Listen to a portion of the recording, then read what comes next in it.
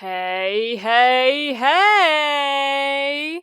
Welcome to my cozy corner of the internet. This is Nephilim VA bringing you the 34th chapter of Inheritance, written by A is for Amy 71 on AO3. Hero names have been decided, except from, of course, Bakugo, who has rejoined the hero course. With all the excitement of the sports festival still lingering in the air, I wonder what will happen next. Let's find out, but first, the trigger warnings. This fanfiction is for mature audiences with canon-typical violence and a trigger warning for major character death. If that isn't your style, then I recommend Shades of Green, which is written by Maybe It's Friendly on AO3. It can be found on my channel! Canon Divergence is the name of the game and indulges the what-ifs of Midoriya Izuku having a quirk. With that being said, the chapter summary is as followed. Stories are told, some more believable than others. Now I implore you to sit back and relax whilst I read to you.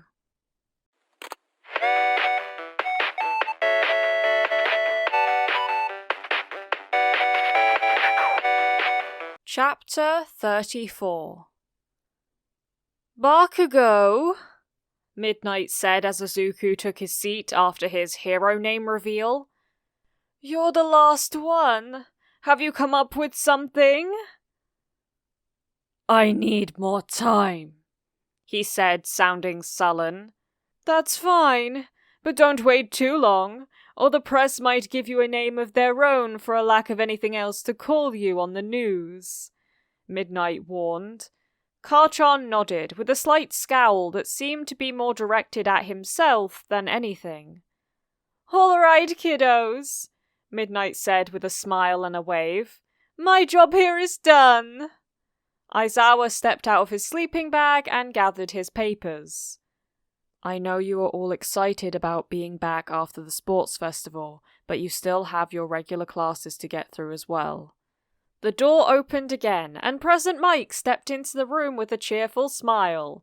Good morning, listeners! The rest of the morning was spent going over English, math, history, and other subjects required for them to pass as a high school. Izuku dutifully took notes on everything, including everyone's chosen hero names. It felt good to write his own, but he wondered what All Might would think of it. Would he think that Izuku should have consulted him first? Had All Might chosen his own name, or had the previous holder of One for All helped him decide? He supposed he'd find out soon enough. When the time came to go to lunch, Izuku stood and stepped up to Karchan's desk, offering him a packet of papers. What's this? Karchan asked, taking them with a frown. The notes from last week, and a rundown of the attack on the USJ, Izuku told him simply. The stack had Izuku's and Iida's cell phone numbers, and information about the group chat handwritten at the top. Let me know if you have any questions. He didn't wait for a reply, instead hurrying off to join Uraraka and Iida for lunch. They were joined there by Yoarashi and Tetsu. A few minutes later, Tsuyu joined them as well. Karchan settled at a table next to theirs, blatantly listening in. Kirishima and Kaminari dragged Ashido over to join Karchan's table, and while he looked somewhat annoyed, he didn't protest. The main topic of discussion, of course, was Izuku's disappearance after he finished the final event of the sports festival. Izuku gave them a slightly edited and abbreviated rundown of what had happened, and tried to downplay how utterly terrified he had been. He made it sound like an unknown explosion had taken place, that the villains had blamed on him, and that was what made them want to be rid of him. It wasn't a lie, exactly, but he did his best to make it sound like he had no idea where the explosion had originated. That's way different than what they reported on the news I saw, Yoarashi said excitedly. They just said you mysteriously disappeared, and that police had been called in to investigate. There were rumors that you'd been kidnapped and stuff, but none of it came close to what really happened. They were saying you were being held for ransom. Let's try to keep it as vague as possible, Izuku said. The school doesn't need any more bad press.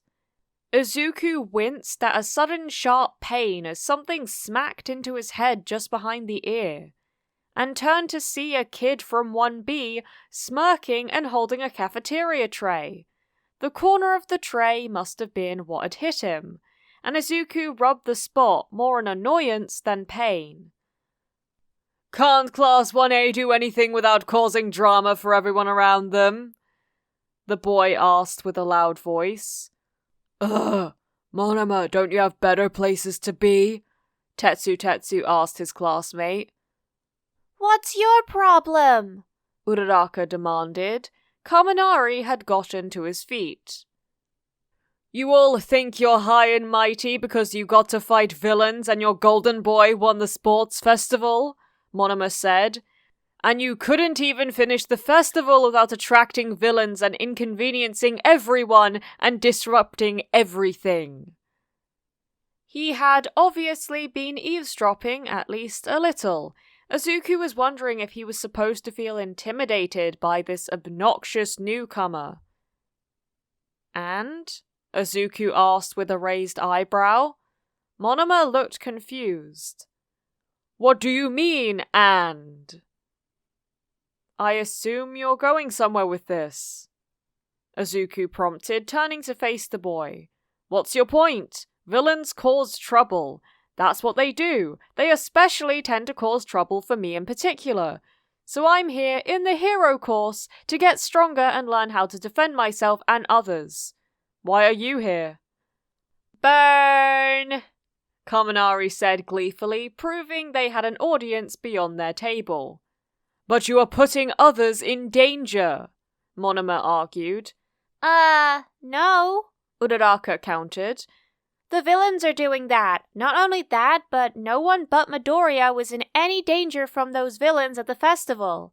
Are you suggesting that every single hero there, including All Might, could have failed to keep us safe if the villains had done anything more than take one student? A student that messed them up so bad they sent him back to get away from him?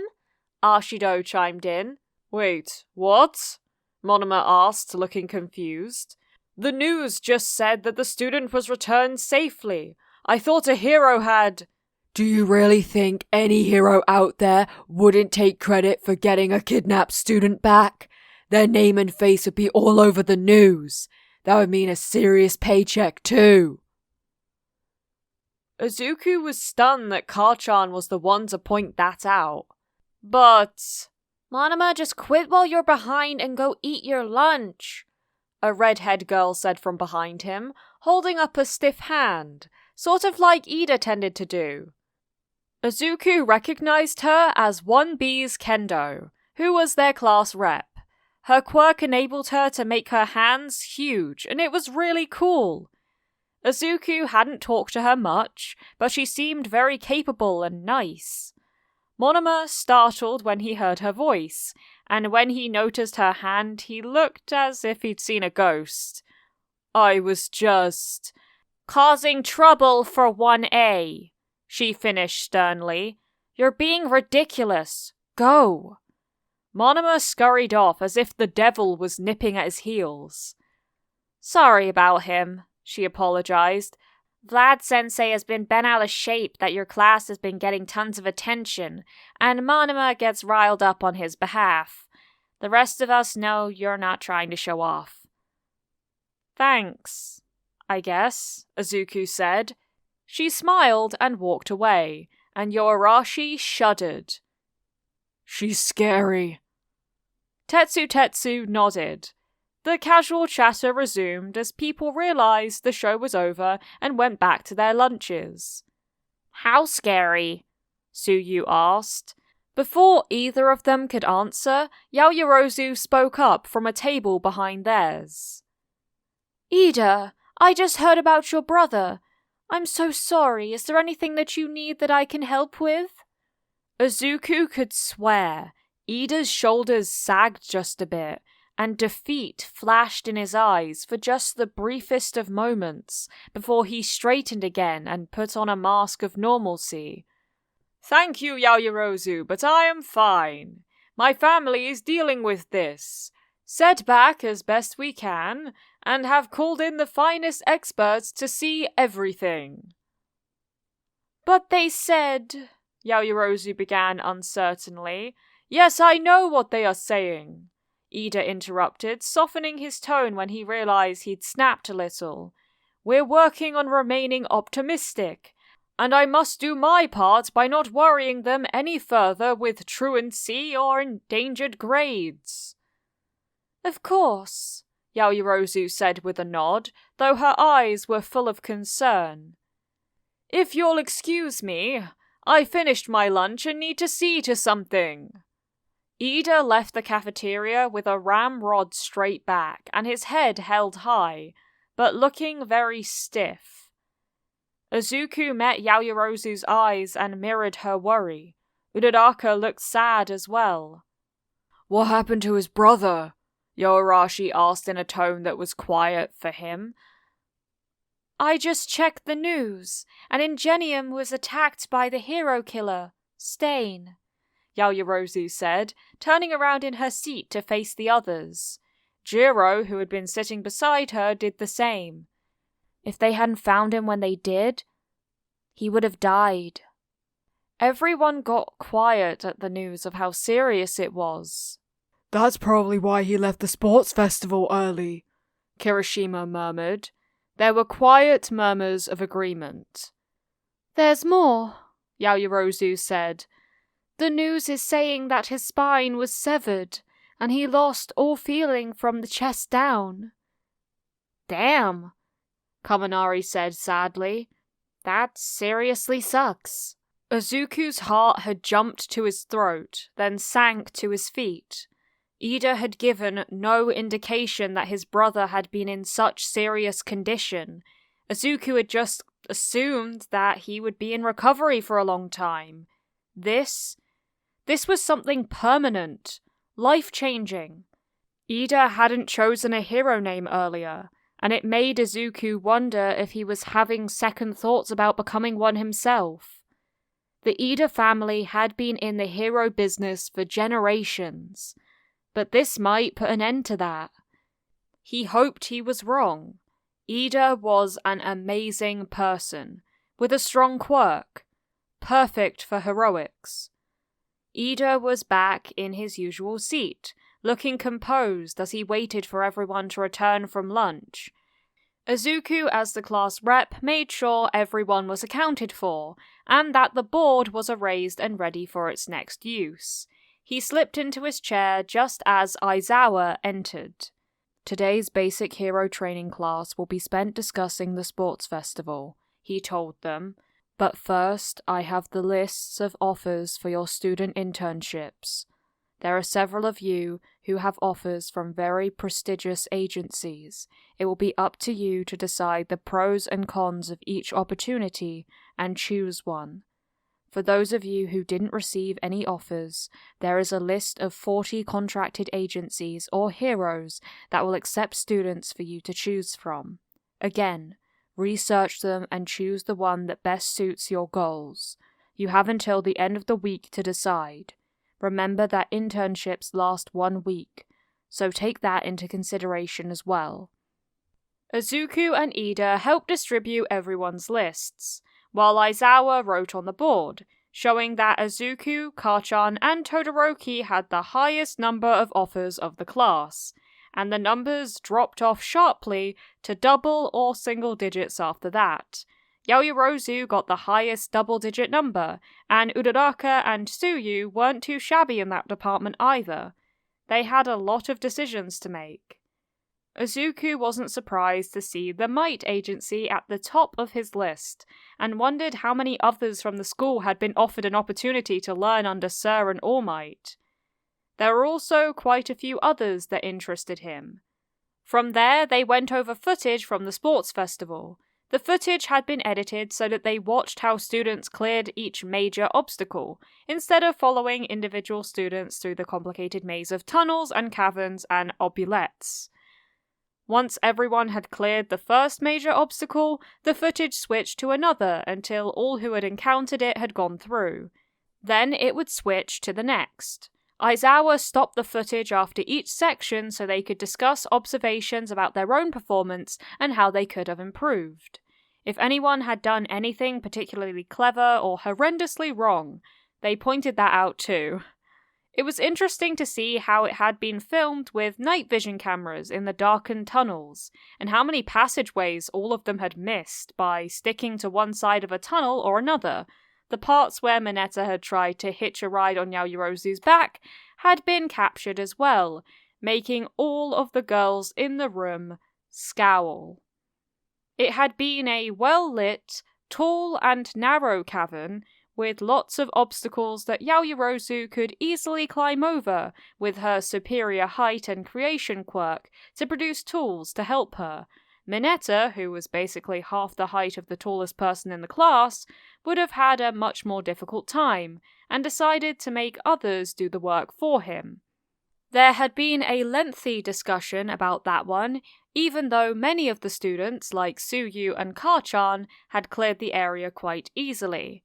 It was pointed out that Mineta could have easily gotten over the obstacles by using his hairballs to create handholds that only he could use.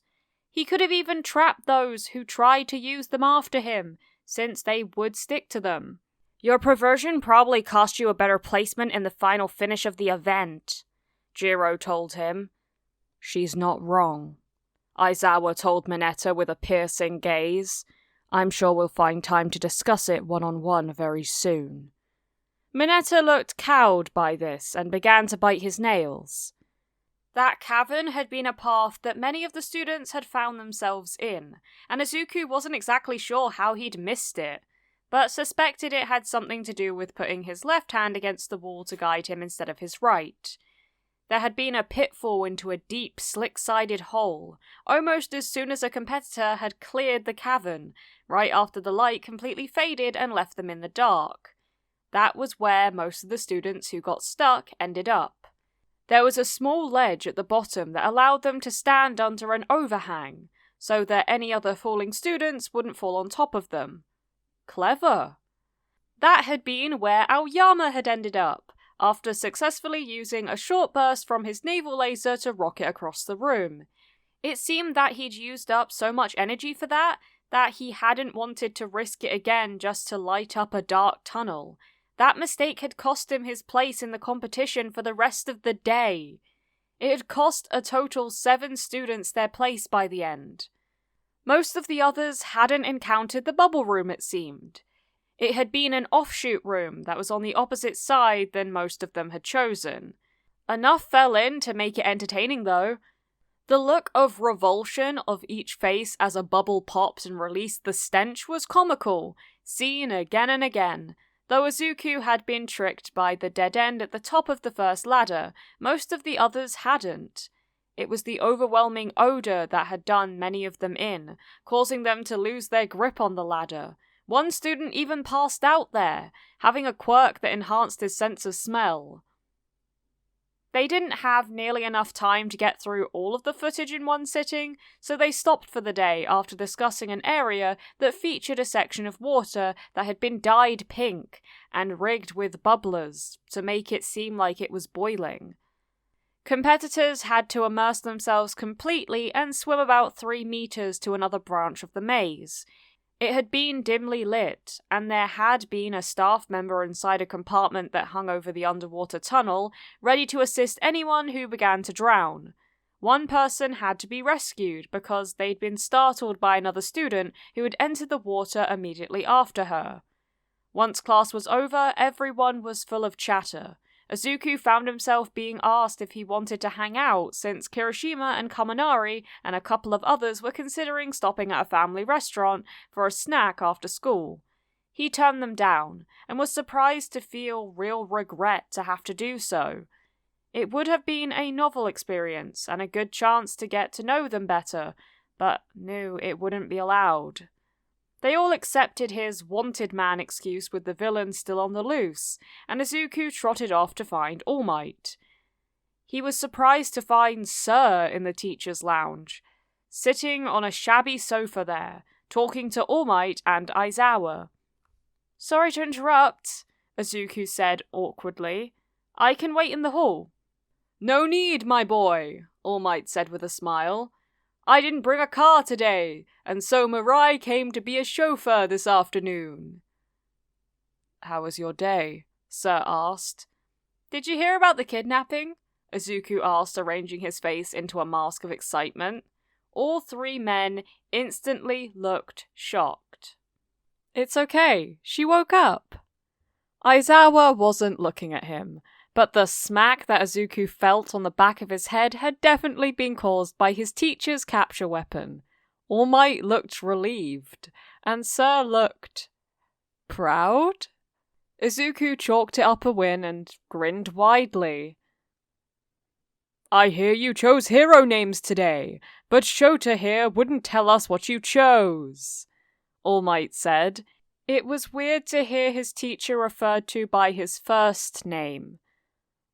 I thought you'd want to tell them yourself, Aizawa said, getting to his feet. See you. He left the room without another word, and Izuku shifted on his feet and fidgeted a bit. I wasn't really prepared when they told us it was time for our hero names, he stalled. And I know I should have thought of it before, and I did when I was a kid, but everything I thought up as a little kid sounded dumb, and I didn't know if I should try and wait until I had time to talk to you both about it, and— Kid, it's just a name, All Might said, cutting off his nervous rambling. And it's yours, not ours. What did you choose? Anything you chose is fine, Izuku, Sir assured him. You can always change it later if you decide it's not the right one for you. I chose Vanguard. Both men were silent long enough that Izuku had to fight the urge to apologize and start rambling again, but managed to wait it out. Vanguard, All Might said quietly, testing it out. It's a strong name, a good name. A vanguard is someone who leads the way for others to follow in their footsteps. Someone who is a beacon to others, Sir said. Very well chosen, I'd say, but you'll have to work hard to live up to it. Izuku sagged with relief. Thank you so much for watching this video. I appreciate all the support you've given me. Monoma being Monoma. Who would have thunk it? I love seeing Izuku stand up for himself, but Iida is still being secretive. I wonder how this arc will play out. I can't wait to find out! All credits go to the original creator of this fanfiction, A is for Amy, 71 on AO3. I would highly appreciate it if you gave this video a like and you subscribe to the channel and you hit the notification bell to be notified of when I next upload. There is no pressure to do so though. Thank you for visiting my cozy corner of the internet. Keep growing my sunflowers. Mwah!